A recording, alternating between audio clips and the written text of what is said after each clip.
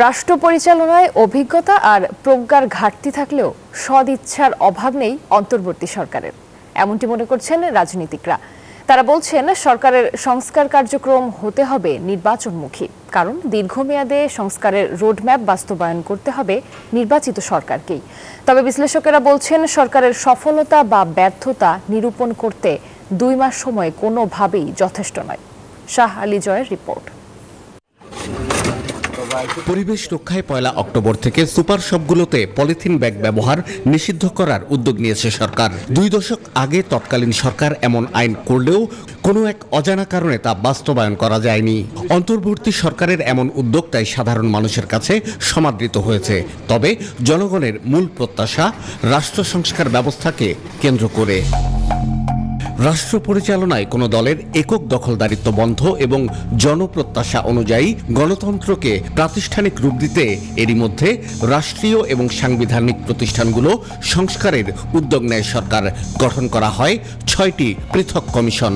বিশ্লেষকদের মতে রাষ্ট্র সংস্কারের প্রাথমিক কাজ শুরু হয়েছে এর মধ্য দিয়েই। এনজিওর কিস্তি প্রথমবার বিকাশ পেমেন্ট করলেই 20 টাকা ইনস্ট্যান্ট ক্যাশব্যাক। তাদের হাতে তো আলাদিনের কোনো চেরাগ নেই, তাদের হাতে কোনো দৈব শক্তি নেই যে তারা এটা ওভারনাইট চেঞ্জ করে ফেলতে পারবেন।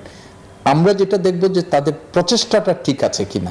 তবে রাজনীতিকরা বলছেন রাষ্ট্র পরিচালনায় সরকারের অনভিজ্ঞতার দেখা মিলছে কখনো কখনো। বাজার ব্যবস্থাপনা এখন এক ধরনের নৈরাজ্য চলছে। পুরনো সিন্ডিকেটের বদলে হয়তো আবার এক ধরনের নতুন সিন্ডিকেট, তারা হয়তো আবার এক ধরনের জায়গা তারা করে নিয়েছে। এখন আইন শৃঙ্খলা রক্ষাটা উপযুক্ত মাত্রায় আসেনি। এমন বাস্তবতায় নির্বাচনের রোডম্যাপ প্রণয়ন এবং তা বাস্তবায়নের ওপর গুরুত্ব দিচ্ছেন তারা। বলছেন অধ্যাদেশ জারির মাধ্যমে স্বল্প ও মধ্যমেয়াদী সংস্কার সম্ভব হলেও দীর্ঘমেয়াদী সংস্কার করতে হবে নির্বাচিত সরকারকে। নির্বাচনমুখী সংস্কারের জন্য যে সংস্কারগুলো গঠন করা দরকার, আমরা মনে করি এই সরকারের প্রধানতম কাজ হচ্ছে সেটা। গণতান্ত্রিক সংস্কার এমনভাবে করতে হবে যাতে নির্বাচন ব্যবস্থায় কোনো ত্রুটি না থাকে, জনগণের ভোটাধিকার প্রয়োগে যেন ভবিষ্যতে কোনো রকমের কোনো সংকট না হয়। ভবিষ্যতের নির্বাচিত যারা আসবেন তাদেরকে কমিটমেন্টের বাইরে যাবার কিন্তু খুব বেশি সুযোগ নেই। বারবার করে তারা ওয়াদা করছেন যে আমরা আগের পথে হাঁটব না। কোনো দল ভবিষ্যতের সরকার যদি সে পথে না হাঁটে, তারা একদম বিশ্বাসঘাতক হিসাবে তারা মানুষের সঙ্গে বেইনসাফি করেছেন, এভাবে তারা কিন্তু চিহ্নিত হবেন।